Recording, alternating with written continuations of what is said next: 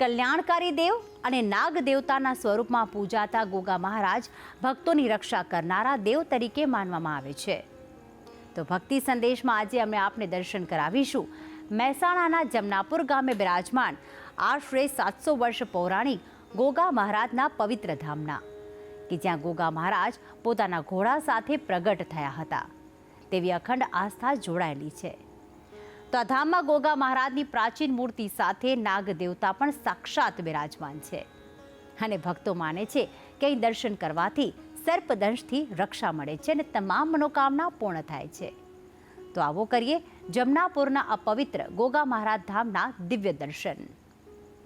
મહેસાણાનું જમનાપુર ગામ કે જે આશરે 2000ની વસ્તી ધરાવતું ગામ છે। આ ગામમાં એક પૌરાણિક અને સુંદર ગોગા મહારાજ ચૌહાણનું ધામ નિર્મિત છે।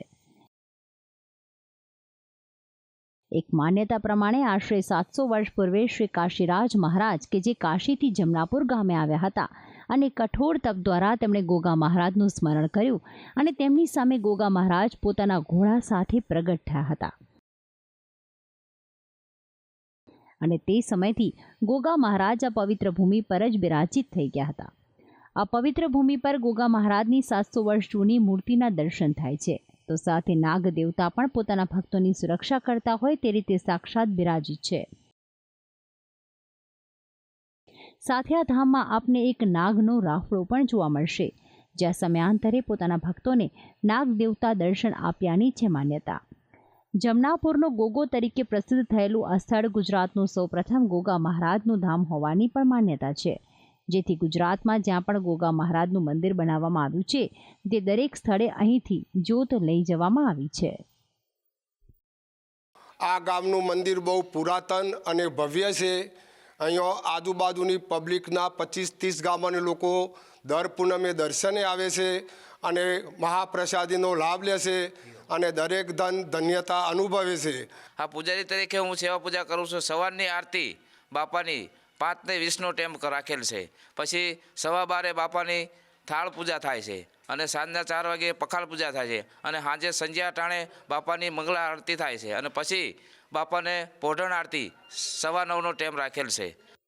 આ ધામમાં શ્રાવણ માસની પંચમી એટલે કે નાગ પાંચમનો ઉત્સવ ખૂબ જ ધામધૂમથી ઉજવવામાં આવે છે, જેમાં નાગ પંચમીનો મેળો ભરાય છે, જેમાં માત્ર ગામના જ નહીં ગુજરાતભરમાંથી ભાગ લેવા લોકો આવતા હોય છે। તો વૈશાખ વદ તેરસે આ ધામમાં પાટોત્સવની ઉજવણી કરવામાં આવે છે। ઉપરાંત દર પૂનમે આ પવિત્ર ભૂમિ પર સદાવ્રત ચાલે છે, જેમાં 2000થી વધુ લોકો માટે ભોજનની વ્યવસ્થા કરવામાં આવે છે। તો સાથે દિવાળીમાં 2 દિવસ ગરબાનું આયોજન કરવામાં આવે છે, જેમાં ગામવાસીઓ ઉત્સાહથી ભાગ લેતા હોય છે। આ મંદિરમાં કરવામાં આવેલ રંગરોગાન આ મંદિરની સુંદરતામાં ઓર વધારો કરે છે। છેલ્લા 700 વર્ષથી આ પુરાણું મંદિર છે। જેમ જેમ દિવસે દિવસે એની પ્રગતિ થાય છે, પ્રચારજારી ગોગા મહારાજ છે, એમના સાથે કાશીનાથ મહારાજ છે, એમના પણ પુરાણો ઇતિહાસ ચાલે છે। આ ભૂમિ એટલી પવિત્ર છે, અહીંથી ગુજરાતના ગમે તે ઠેકાણે ગોગા મહારાજનું મંદિર જો બંધાવ્યું છે તેઓ અહીંથી જ્યોત લઈને અહીંથી એનો ઇતિહાસ તેઓ બનેલો છે।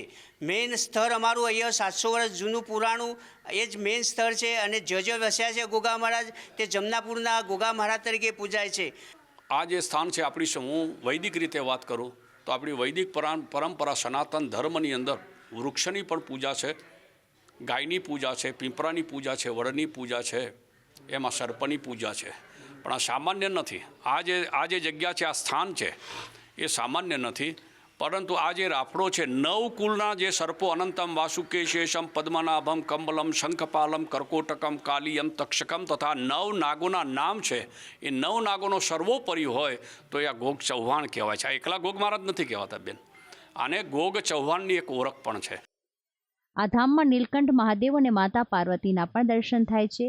તો સાથે જેના તપથી આ પવિત્ર ભૂમિ સ્થાપિત થઈ છે તેવા શ્રી કાશીનાથ મહારાજની પણ પ્રતિમા સ્થાપિત છે। તો સાથે જ કષ્ટભંજન હનુમાનજીની પણ એક અલૌકિક મૂર્તિની સ્થાપના કરવામાં આવી છે। આ ધામમાં કુલ 5 વખત આરતી થાય છે અને ગોગા મહારાજને ભક્તો દ્વારા શ્રીફળ, કુલેર અને કસુંબો જેમાં દૂધ અને સાકર મિશ્રિત કરીને અર્પણ કરવામાં આવે છે। તો ધામમાં દર્શન કરવાથી સર્પદંશ મુક્ત થવાય છે આ ધામમાં વિદેશ જવાની ઈચ્છા પૂર્ણ થતી હોવાની પણ એક માન્યતા છે, જેમાં જો ભક્ત વિદેશ જવાની ઈચ્છા તેને પૂર્ણ થાય તો 51 કિલો સુખડીનો પ્રસાદ ધરાવવામાં આવે છે. આ ધામ એટલું પવિત્ર છે કે ધામમાં ગોગા મહારાજના ગામ તરીકે જ ઓળખાય છે. ભક્તિ સંદેશ, સંદેશ ન્યૂઝ, મહેસાણા.